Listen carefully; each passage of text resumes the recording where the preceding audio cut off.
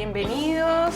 Saludos desde Viña del Mar. Acá estamos en la sede central del Centro de Investigación para la Educación Inclusiva en el campus Sausalito de la Pontificia Universidad Católica de Valparaíso. Este es el segundo capítulo de Edu Podcast, la serie de podcast sobre educación producida por el Centro Edu Inclusiva. Y la temática que nos convoca hoy es sumamente importante para la sociedad en general y tiene que ver con la convivencia y la prevención de la violencia escolar. Y específicamente sobre los alcances, ¿no?, de este proyecto de ley sobre convivencia y que se está tramitando en el Congreso. Justamente se ingresó hace poco a la Cámara de Diputados a discusión este proyecto de ley sobre convivencia, buen trato y bienestar de las comunidades educativas. Para conversar en profundidad sobre este tema, hoy nos acompañan Teresa Ramírez, ¿no es cierto?, asesora en convivencia y salud mental del Ministerio de Educación. Muchas gracias, Tere, por acompañarnos. Y también Paula Ascorra, investigadora principal de la línea Convivencia Escolar del Centro Edu Inclusiva. Muchas gracias, Paula, por estar acá. Así es que, bueno, bienvenidas, y les quiero comentar un poquito lo que tiene que ver con lo que es la gestión de la convivencia escolar, ¿no?, y la erradicación de toda forma de violencia y discriminación. Esto sin duda contribuye a garantizar tanto los derechos de niñas, niños y adolescentes como los de los adultos que trabajan en la escuela. A nivel estatal, Chile ha hecho esfuerzos para reducir la violencia y mejorar la calidad de la convivencia en las escuelas, pero aún hay temas pendientes, ¿no? Hay bastantes temas pendientes. La situación que se vive actualmente es una situación compleja y eso es lo que vamos a analizar sobre las medidas que está impulsando el Ejecutivo para poder abordar estos temas que tienen que ver también y nos involucran a todos como comunidad educativa y sociedad. Entonces, en este contexto es que se genera este proyecto de ley sobre convivencia, buen trato y bienestar en las comunidades educativas, y en palabras del Ministerio de Educación, esta iniciativa apunta a promover una forma de gestión para que las comunidades educativas sean espacios de protección y bienestar, fomentando acciones integrales, sistémicas y eficientes que ayuden a prevenir y erradicar cualquier tipo de acoso, violencia y discriminación al interior de los establecimientos. Entonces, Tere, en este contexto, por favor, cuéntanos un poco en qué consiste este proyecto, cuál es la propuesta y cómo se genera. Yo creo que lo primero importante es poder como poner en contexto. Cuando asumimos el gobierno post pandemia, nos encontramos con una intensificación, y me gusta esa palabra, la subrayo, de los nudos, de las tensiones que teníamos como país en las comunidades educativas en torno a la convivencia, el bienestar, la salud mental. Y esto nos hace pensar de lo importante que es aprender a convivir. Pasamos casi 2 años sin el encuentro, en el cara a cara, el aprender a estar con otros, aprender a estar en la diversidad, aprender a resolver conflictos, aprender a comunicarnos, y eso significó que en la vuelta de la pandemia nos encontramos con situaciones bien críticas. Y empezamos a trabajar desde el Ministerio, vinculado al plan de reactivación, al eje convivencia y salud mental, en distintas iniciativas que buscaban fortalecer la gestión de la convivencia. Lo que hacemos con este proyecto de ley es tomar los aprendizajes que tenemos como país de este último periodo, pero también de todo el prepandemia, reconocer dónde están las tensiones y los nudos que estábamos teniendo en convivencia, reconocer los aprendizajes que hemos tenido y buscar cómo instalarlos para darle sostenibilidad, proyección y mayor fuerza. Y eso tiene que ver, uno, con poder fortalecer el rol del encargado o encargada de convivencia, que pasa en este proyecto de ley de encargado o encargada a ser un coordinador o coordinadora. Esto es relevante porque es pensar en términos de un equipo y de una gestión que es colectiva y no de una persona que se tiene que hacer cargo. Y esto también se vincula con pensar la convivencia como un proceso pedagógico. La convivencia se aprende, la convivencia no es algo que se da o que es como magia, sino que requiere procesos de planificación y acciones para ese aprendizaje. Luego el proyecto, aquí me puedo alargar, así que voy a tratar de ir cortito. Esto es una línea importante. Otra línea relevante tiene que ver con el bienestar de los equipos educativos. Nos encontramos también de vuelta a la pandemia con distintas dificultades en términos de salud mental de docentes y asistentes de la educación y un reconocer que desde el sistema educativo no teníamos una respuesta previa a este tipo de problemática.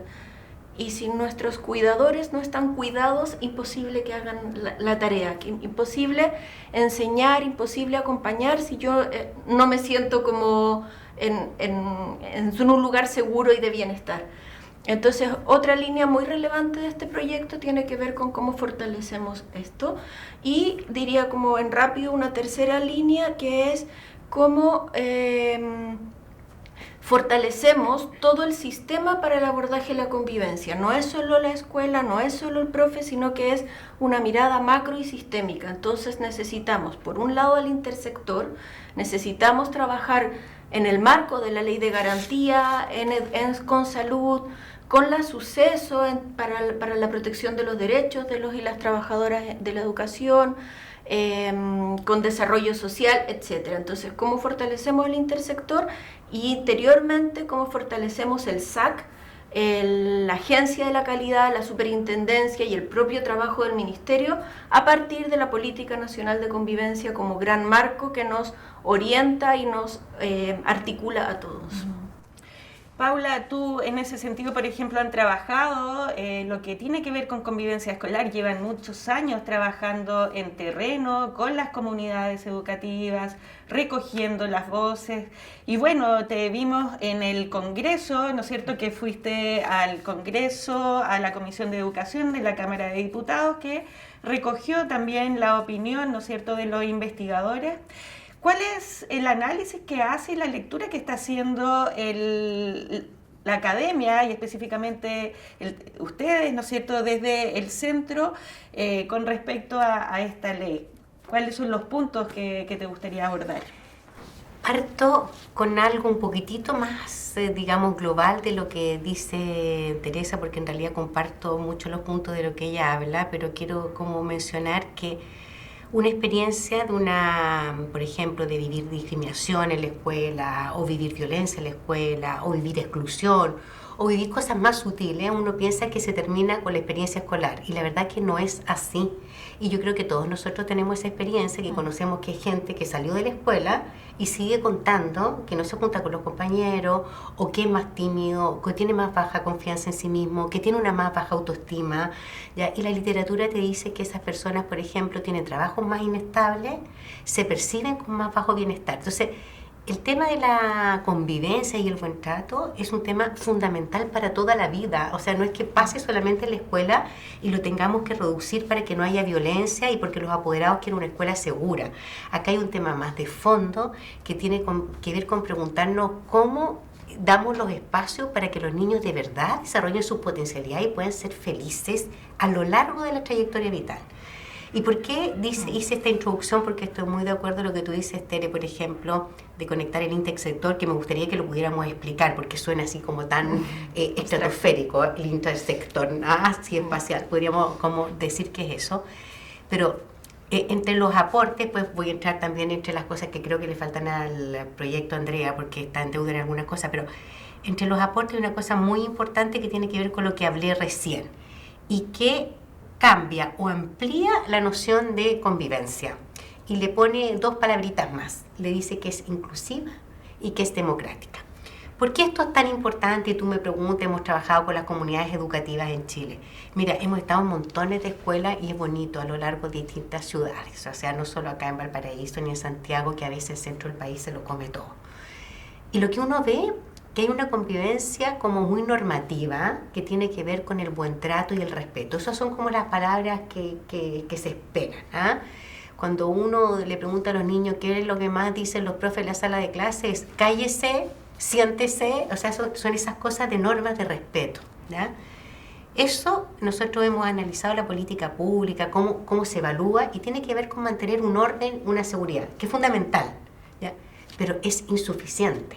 O sea, si tú tienes niños que son ordenados, ¿ya?, porque tienen el control del profesor que los puede llamar la atención, ¿ya?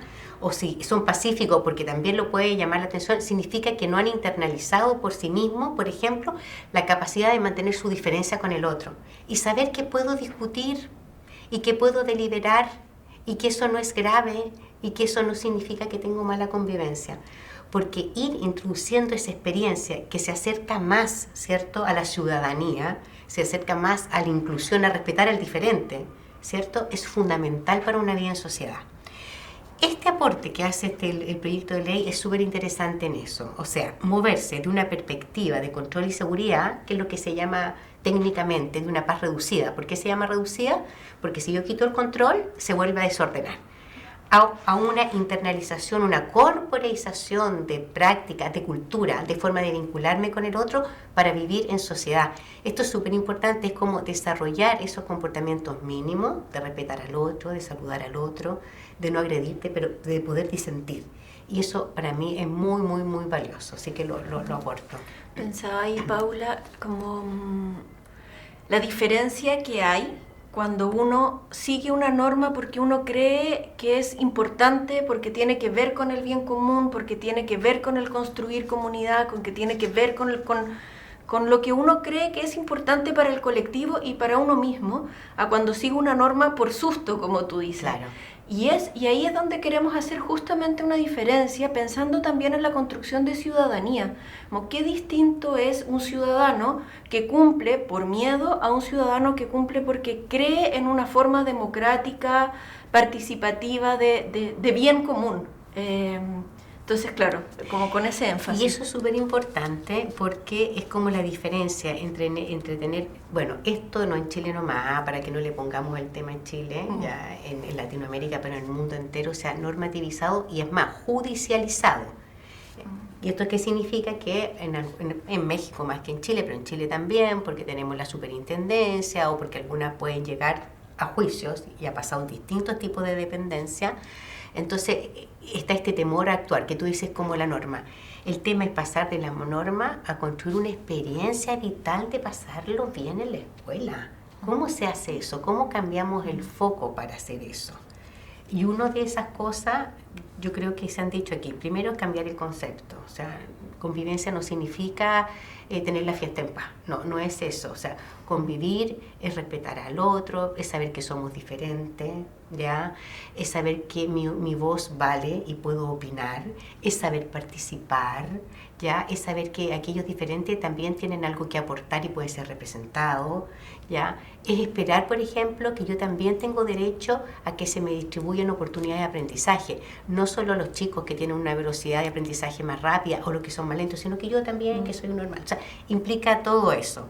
Pero también implica entender otra cosa que tú lo nombraste, quizás podríamos entrar en eso, que la convivencia es más sistémica en el fondo y la violencia también. ¿Qué es lo que se sabe? Y en Chile hay estudios de eso, que los barrios que han experimentado un cambio, por ejemplo, delictual, en delito y toda esa violencia también entra en la escuela y hay más violencia dentro de la escuela. ¿Qué quiero decir con esto? Quiero decir un poco lo que tú avanzaste al intersector y que te quería que lo aclaráramos. Quiere decir que no basta con hacer un lunar. Listo, en esta convivencia se vive bien, porque los chicos pues salen a la calle y viven en familias, ¿cierto?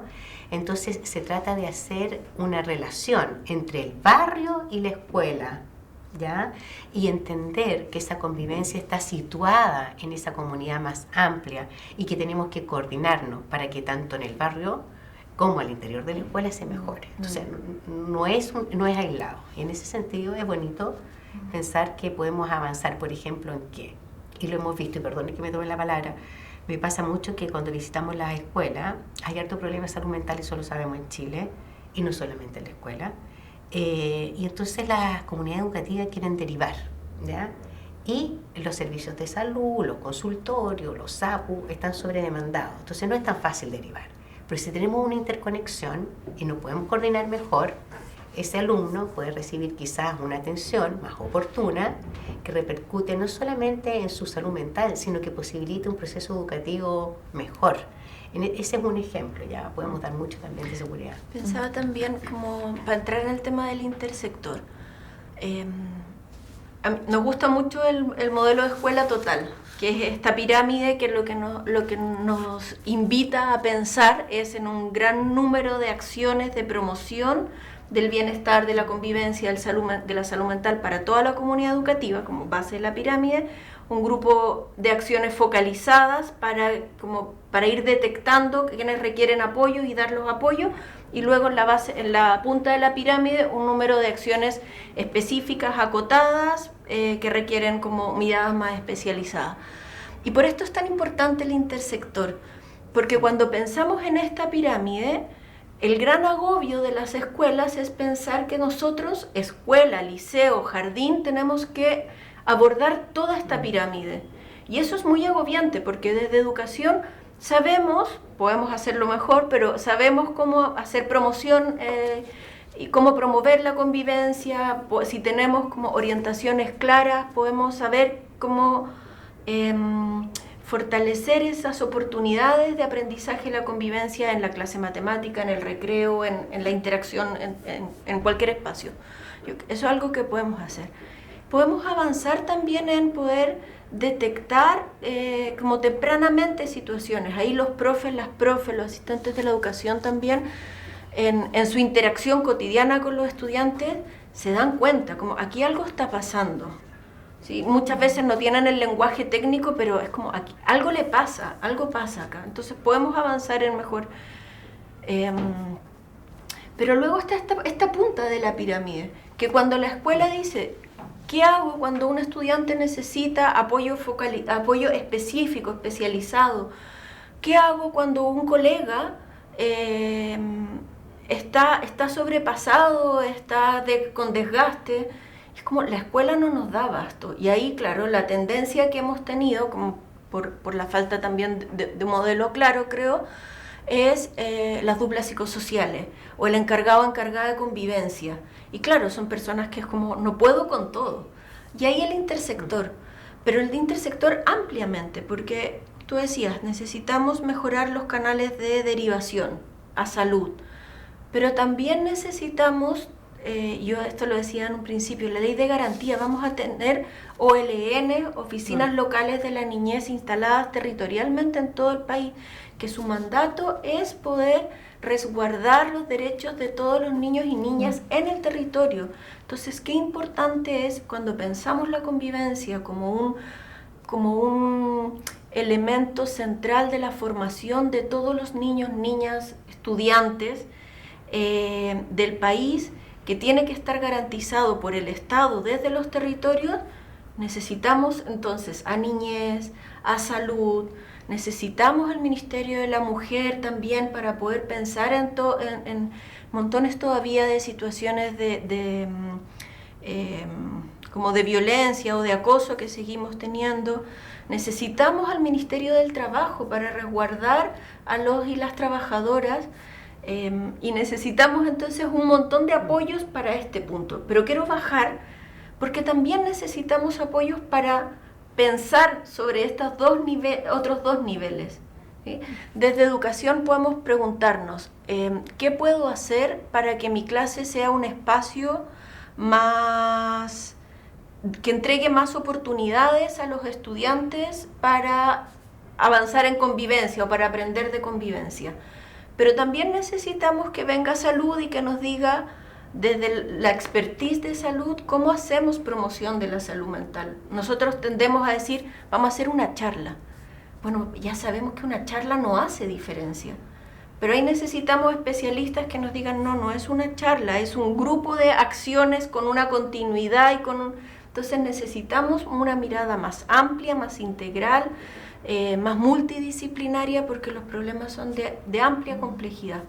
Y en ese sentido, porque igual se busca también soluciones urgentes, ¿no? O sea, hay un tema que está ahí que tiene que ser resuelto tan pronto sea posible, y actualmente se ve que estas capacidades todavía no están todas instaladas en los establecimientos. Yo, por lo que pude ver, la ley contempla ir instalando estas capacidades, ir formando en el ámbito de la convivencia escolar, a raíz, por ejemplo, a partir de modelos que han resultado ser exitosos y que se están abordando fondo como es el enfoque de escuela total, pero en términos concretos, ¿cómo el ministerio busca instalar, o el Ejecutivo a nivel de cuando se aplique esta ley, porque se puede ver también como que van a llegar muchas demandas a los equipos y cómo se van a instalar esta capacidad? ¿Hay recursos que llegan directamente a las comunidades educativas, por ejemplo?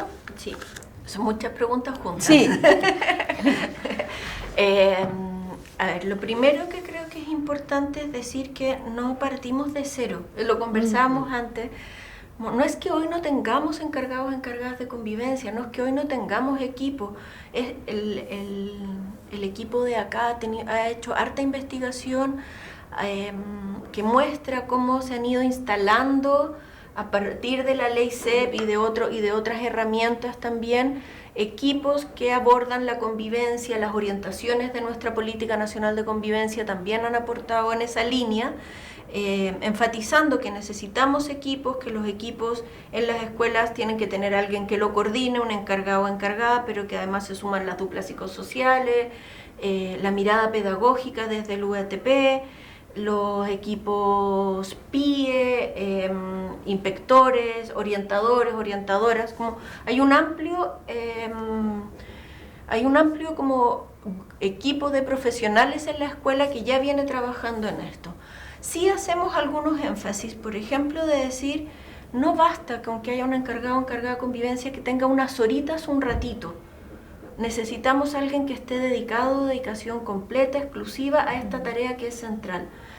Tampoco basta con que sea el profe buena onda o alguien al que le sobran horas. Necesitamos a alguien que tenga la experiencia, que tenga los conocimientos, porque así como para enseñar las matemáticas uno se forma y uno requiere como un trabajo pedagógico y de aprender cómo enseñar las matemáticas, con la convivencia también pasa eso.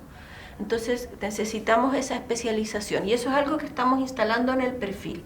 Y eso es un recurso específico, concreto, que llega a las escuelas. Gente, profesionales, preparados, con mayor claridad y mayor orientación a lo que tienen que hacer. Por otro lado, estamos integrando 2 líneas presupuestarias en el proyecto que no llegan directo a las escuelas, pero sí fortalecen equipos para que lleguen con recursos a las escuelas. Voy a explicar esto. Por un lado, en la Agencia de la Calidad estamos proponiendo un observatorio de convivencia que tiene 2 patitas. Una que es poder levantar y entregar mejor información para la toma de decisiones de la política educativa en convivencia, y que esto ayuda a alimentar la toma de decisiones y los ajustes de la política y el plan de acción de la Política Nacional de Convivencia y su plan de acción. Pero además una segunda patita que es muy valiosa, que es algo que ya implementamos desde este año con la agencia, que es el Día Convivencia. ¿Qué es lo que hace el Día Convivencia? Es un instrumento que está puesto para que las comunidades educativas lo tomen de manera voluntaria, que se contesta y que entrega información por curso a cada establecimiento de acuerdo a su realidad, de nuevo con este modelo de escuela total, diciendo: en términos de la promoción, esto todavía lo puedes fortalecer, esto lo estás haciendo bien. En términos de focalización, entonces se entrega orientaciones. ¿Por qué esto es tan relevante? Porque tenemos un instrumento que es el Plan de Gestión de la Convivencia, que además lo estamos en el proyecto de ley como fortaleciendo como herramienta, definiendo cuáles son los mínimos que ya la investigación además ha dicho que hacen diferencia, pero necesitamos que las escuelas tengan datos para tomar decisiones. Entonces, este instrumento ayuda a la mejor toma de decisiones. Y lo tercero, y con esto cierro, que es en la superintendencia, estamos fortaleciendo toda la línea de gestión colaborativa y mediación de conflictos. Esto es recursos frescos para el sistema, para contratar equipos en todo el país, y esos equipos tienen el rol de, por una parte, ayudar en la gestión de conflictos específicos, que no todo tiene que ser como punitivo o todo tiene que ser una denuncia. También hay veces que hay conflictos que se pueden dialogar Y cuando dialogamos esos conflictos, instalamos capacidades en las escuelas, aprendemos a resolver conflictos en la línea de lo que tú decías, pero además esos equipos de resolución colaborativa de conflictos van a apoyar en formación en las escuelas en esta línea.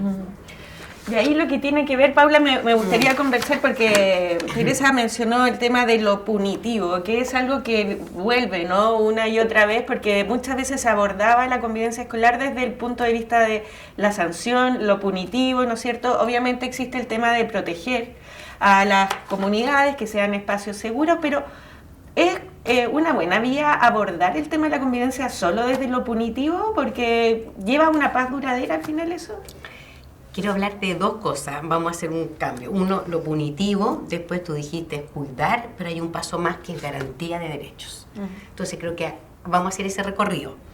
Pero antes de hacer ese recorrido, o después, en realidad voy a hablar de ese primero, pero después, Tere, yo la verdad que quiero que especifiquemos el tema de la formación. Porque tú hablaste de gente formada y yo creo que el proyecto de ley tiene que mejorar en eso. No está claro. Así que también entremos en ese punto, creo, porque creo que es importante. Mira, con respecto a lo primero, y lo expliqué, pero primero que nada tiene que ver con formar, ¿ah? Porque, mira, he estado visitando hace muy poquitito una escuela y la gran pelea tiene que ver entre los profes, ¿ah? Entre los más jóvenes y los más antiguos.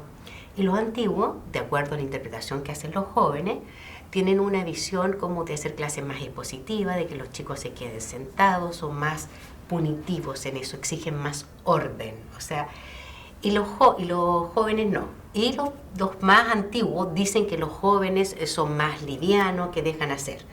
Pero aquí hay un tema en cómo también se han formado pedagógicamente y que se entiende por aprendizaje y por orden. Por eso también entra la formación y también quiero entrar en eso. Entonces, claro, antiguamente se pensaba, y está el dicho, ya la letra con sangre entra, ya el orden, el castigo, y de hecho, en realidad no en todos los países del mundo está prohibido el castigo, todavía en algunos prima todavía. Lo que nos han dicho la literatura, pero no, ¿qué importa la literatura? En el bienestar, en el desarrollo psíquico de una persona, serte castigado, tu autoestima se disminuye, se te posiciona en un lugar de minusvalía frente a los otros. Es súper complejo, que no es una vía de salida que te energice para salir, ¿te das cuenta? O no tienes que hacer mucho esfuerzo. Entonces, en algunas cosas, en algunas partes, todavía estrategias punitivas sirven, para decirlo bien en claro, específicamente en temas de violencia, ¿ya? Porque para combatir la violencia es muy distinto de combatir la convivencia, de combatir o de facilitarla. Y en algunas cosas de violencia, cuando uno quiere, por ejemplo, una cosa muy severa, muy grave, que uno quiere simbolizar, ¿ya? Entonces, no es un castigo, pero un límite, ¿ya? Pero la otra cosa, el castigo no es suficiente, porque pasa todo esto que te disminuye tu autoestima, tu energía vital, tu fortaleza, pero además el castigo pasa y vuelves a repetir la acción, o sea, entonces hemos pasado a la segunda, que son las estrategias que tú dices de cuidado, y Chile se mueve entre esas dos, Teresita. Y de hecho, esta segunda también se le llama no solamente cuidado, sino que tiene que ver con estrategias formativas, o sea, un castigo puede servir en el sentido en que el estudiante puede entender por qué está dado ese castigo, por qué él quizás le hizo mal a un compañero, y aquí vienen los enfoques reparativos. ¿Qué tengo que reparar para mejorar? ¿Qué tengo que también cambiar en mí para yo ser feliz? Vienen las habilidades prosociales, por ejemplo, en donde en la habilidad prosocial yo ayudo al otro no por ser caritativo solamente, porque yo soy feliz, me hace bien, me eleva la autoestima. Entonces ahí pasamos a un enfoque más formativo, ¿ya? Pero falta una parte que Chile ha avanzado poco. Chile está en un enfoque de protección de niñez y no de garantía de derechos. Entonces los niños tienen que ser cuidados, tienen que ser protegidos, no le tiene que pasar nada. Y eso está bien. Pero si a ese niño, además, yo no le genero los espacios para que vaya avanzando a tomar sus propias decisiones, eso quiere decir, no le doy la garantía de que ejerza su voz, ¿ya? No les doy la garantía de ser escuchado, va a ser eternamente un niño infantilizado, infantil, con un enfoque adultocéntrico puesto. Entonces te diría yo que tenemos que transitar ciertas estrategias más formativas, que la tiene el proyecto con un enfoque más pedagógico, ¿cierto? Y también a dar más garantías. entre una que se da, y podríamos entrar en ese tema, para mí tiene que ver con el derecho a participación a través de, por ejemplo, un consejo escolar. Sí, eso es lo que plantea la ley, ¿no? Sí, el consejo escolar. Sí, expliquen un poquito de qué es lo que plantea la ley con respecto al consejo escolar y qué es lo que significa esto en términos de participación. Sí, pero voy a entrar en el tema de la capacitación. Porque ahí creo, no, en el fondo quiero ese punto, porque creo que tiene que mejorar. ¿Sabes por qué? Porque ya hay un avance, que sean profesores o profesionales del ámbito psicoeducativo o psicosocial, pero si vamos a las escuelas, muchos de los encargados pertenecen a ese ámbito. No todos, porque uno ha visto de todos, ha visto orientadores, sacerdotes, profesores, no todos. Entonces esto te especifica ese rango amplio que te ayuda, ya un pequeño avance, pero no es suficiente, de verdad. O sea, en el fondo todo esto, contar, por ejemplo, en realidad la mayoría de lo que hacen los encargados de convivencia en la escuela es atención clínica. Yo he estado en escuelas que me hablan del box clínico, de los medicamentos, de verdad. La escuela no es un consultorio, la escuela no tiene un enfoque de salud biológica. Entonces, la verdad, ¿por qué hacen eso? Porque falta formación.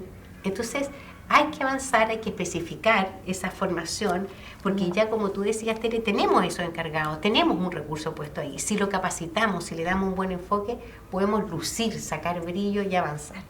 Yo diría que hay dos cosas ahí en lo que tú planteas, Paula. Uno, como la medicalización o esa mirada como biomédica, yo creo que tiene que ver con formación, pero también con falta del lado como del Estado de orientaciones más claras y de una mirada más clara, más enfática de la convivencia como un proceso pedagógico, que es algo en lo que además como país hemos transitado. Yo creo que en eso se avanza mucho con este proyecto de ley, al establecer que la convivencia es pedagógica, que tiene que ver con trayectoria educativa, además, que esto es algo que no hemos hablado, pero que va desde la educación inicial a lo largo de toda la trayectoria educativa. Y en eso yo creo que el tener una política nacional de convivencia que se asegura como instrumento con una mirada de largo plazo, de 8 años, mediano plazo, también nos ayuda a que las escuelas tengan mayor claridad de hacia dónde vamos y cómo vamos. O sea, creo que por un lado hay una como necesidad de mayor orientación y de decir esto es pedagógico y no biomédico, por ponerlo así. Y eso para mí es por un lado orientación. Y por otro lado sí comparto que el tema de formación es central en el proyecto de ley, así como decimos que puede ser un coordinador de convivencia del área pedagógica o del área psicosocial, agregamos luego una frasecita que creo que es muy importante, que dice que tiene que tener formación específica y experiencia en el área de convivencia desde un enfoque pedagógico. Y esto yo creo que también es como un gran llamado al Estado, pero también a las universidades, de cómo fortalecemos en todos los espacios esa formación. La formación inicial de profes hoy en día tiene muy poquito de convivencia, de bienestar, de salud mental. Y si estamos diciendo que la tarea de la convivencia es una tarea central de la escuela, de todos y de todas, bueno, la educación inicial de profes tiene que tener esta área. Necesitamos muchos más espacios de formación continua, desde CPIP, desde la DEG, desde los propios espacios del ministerio, pero también de las universidades en estas líneas. Y siempre y en esto quiero ser bien enfática, como en base a la evidencia. Porque hay mucha investigación en el país, hay investigación también internacional y relevante, ya sabemos hacia dónde tenemos que ir, tú lo planteas con gran claridad. Entonces tenemos que avanzar en formación en esa línea que es la que sabemos que funciona, que hace diferencia. Tere, y en eso lo que tiene que ver con decisiones basadas en evidencia, ustedes también, el proyecto de ley plantea lo que es el monitoreo. ¿Cómo se va a hacer este monitoreo también para poder prevenir a tiempo, ¿no? De alcanzar a abordar situaciones que pueden ser más complejas? ¿Cómo se va a instalar esta capacidad? Sí. Esto también es algo en lo que hemos ido avanzando. Como decía, este proyecto lo que busca es como darle anclaje a líneas de trabajo en las que hemos ido avanzando. El año pasado, en el cuestionario de calidad y contexto, se agregó una batería de preguntas en relación a la convivencia y el bienestar en las comunidades educativas, y a eso le llamamos sistema de monitoreo de la convivencia, que es lo que hablaba. Entonces, el sistema de monitoreo tiene esta patita que ya expliqué para las escuelas, pero va a tener esta otra patita que se aplica cada 2 años con CIMSE, o sea, de manera censal, que nos va a permitir tener como un termómetro de qué está pasando a nivel agregado, porque esta es información para la toma de decisiones de la política educativa en torno a convivencia. ¿Por qué esto es tan relevante? Porque hoy, cuando diseñamos la Política Nacional de Convivencia, hacemos procesos participativos, revisamos instrumentos, pero no tenemos un mandato de esto se hace como con estas evidencias y de manera ordenada y de manera sistemática y que nos permita ir haciendo los ajustes a tiempo. Lo que plantea el proyecto de ley es, tenemos una política de convivencia de 8 años que tiene que ajustarse cada 2 años, como revisarse y hacer ajustes, y esos 2 años calzan con el sistema de monitoreo que nos va a entregar un reporte que viene con la información, como alimentado por la información del cuestionario de calidad y contexto complementado, que viene alimentado también por la información de la superintendencia en términos de denuncia, que viene alimentado por otros instrumentos que tiene el intersector nuevamente que nos hablan de convivencia, como la encuesta de uso y consumo de drogas y alcohol de Senda, las encuestas que se hacen desde HPV, y todo ese corpus de información alimentan la toma de decisiones de la política de convivencia. Y en ese contexto, Paula, bueno, acá desde el centro también se trabaja con este sistema de monitoreo. También había algunas observaciones que tenías con respecto a ese tema y con respecto a la duración de la renovación de la política de convivencia también, ¿no?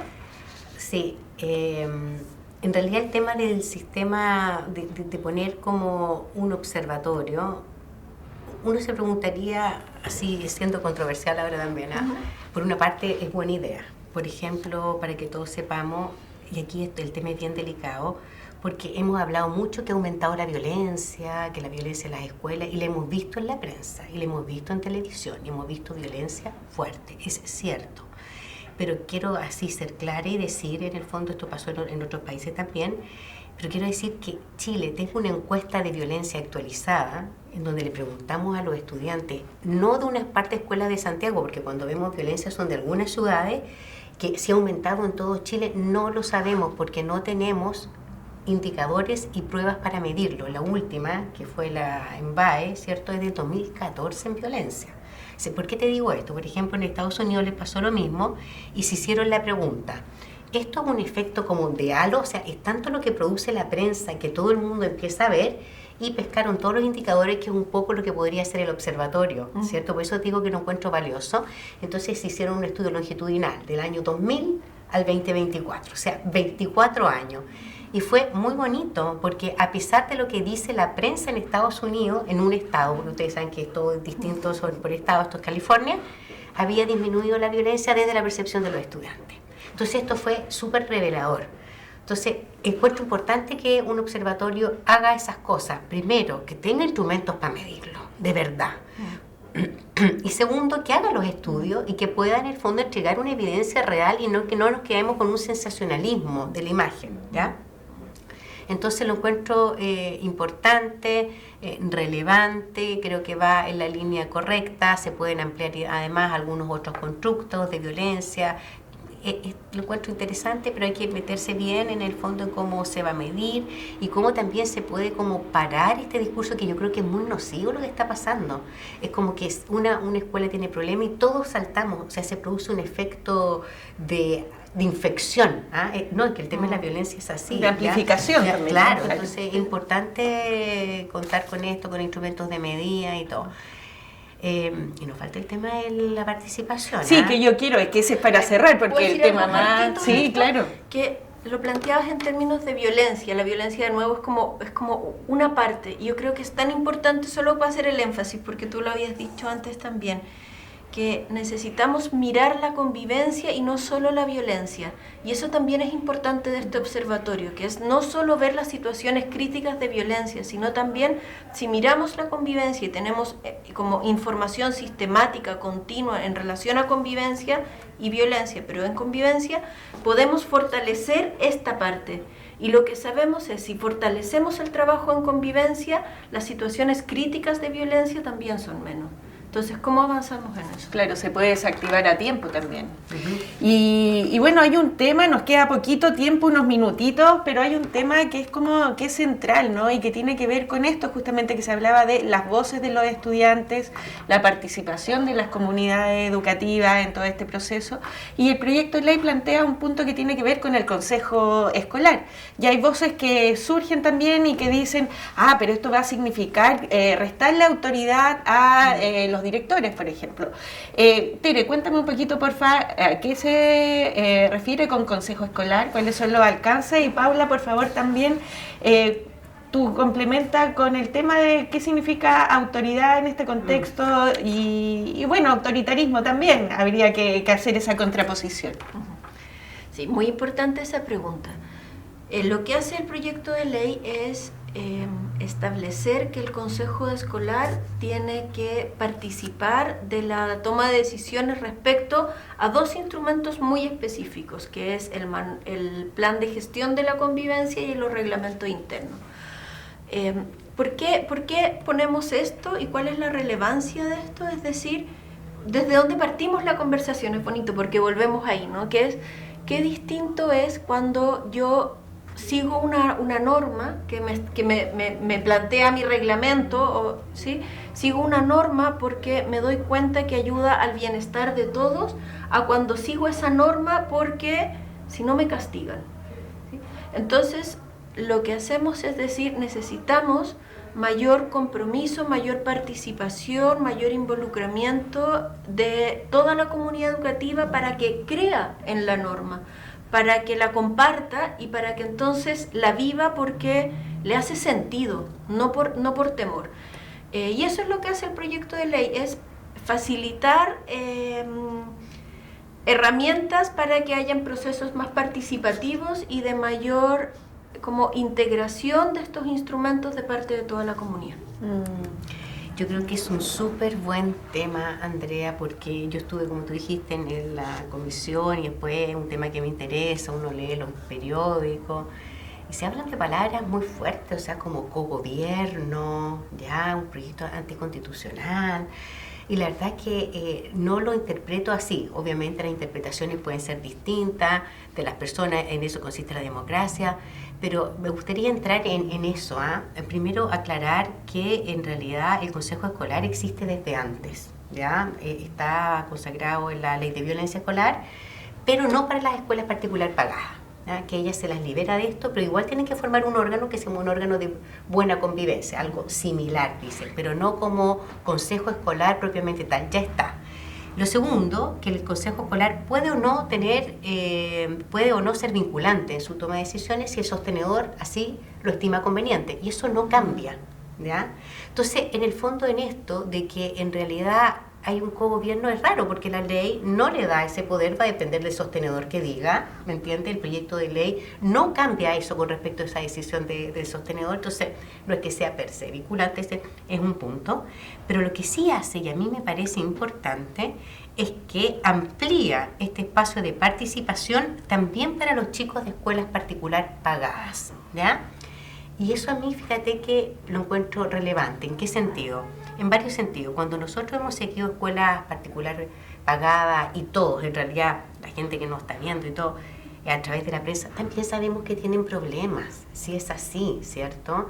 Incluso algunos se escapan de las manos, logran salir en el periódico. O sea, sí es así, sí, la vida es dinámica, va con eso, ¿cierto? Y no obstante eso, esos chicos no tenían la posibilidad de participar en un órgano colegiado con profesor y directivo. Entonces, en realidad era un chiste como que estos chicos tenían menos derechos que otros en temas que también los afectan a ellos, ¿ya? Entonces, primera cosa, que se venga como a regular esa que yo dije, garantía de derecho, que sería el tercer estadio, lo encuentro relevante. Pero aquí hay un tema más profundo o igual de importante, que tiene que ver con que a participar, a conversar, a deliberar, se aprende haciendo. Se aprende vía experiencia, ¿cierto? A mí no me pueden dar una clase de que tú mañana te vas a poner participativo y entonces para participar tú alzas la mano. No, tengo que ejercitarlo en mi cuerpo, me tengo que equivocar, alguna vez me voy a quedar angustiado porque el otro me dijo otra cosa, otra vez voy a incorporar el argumento en mí, del otro, voy a crecer, o sea, es una experiencia de participación. Y esa experiencia de participación dota a ese sujeto de más habilidades para una buena vida, por una parte. Pero a su vez, en la medida en que yo participo en el interior de mi comunidad educativa, yo construyo los proyectos, yo lo aprobé, yo me comprometo con eso porque a mí se me preguntó, soy parte de él. Y eso genera sentido de pertenencia, sentido de identificación con la escuela, sentido de comunidad, y todo esto está ligadito a convivencia escolar. Entonces, mientras más participen, significa que al participar en ese consejo y al escuchar la voz, por ejemplo, de directivos, al intercambiar argumentos y al construir un sentido común, yo a ese directivo le confiero la autoridad. Sí, me preguntó, esa autoridad es legítima, es válida, tiene valor. Pero si a mí no me pregunta nadie, no tengo derecho a opinar ni a nada, ni siquiera opinar porque no participan, y el otro impone sus planes, yo siento eso como autoritarismo. O sea, yo creo que hay que diferenciar aquí un poco lo que tú dijiste, Andrea, o sea, qué es la autoridad y qué es ser autoritarismo o autoritario.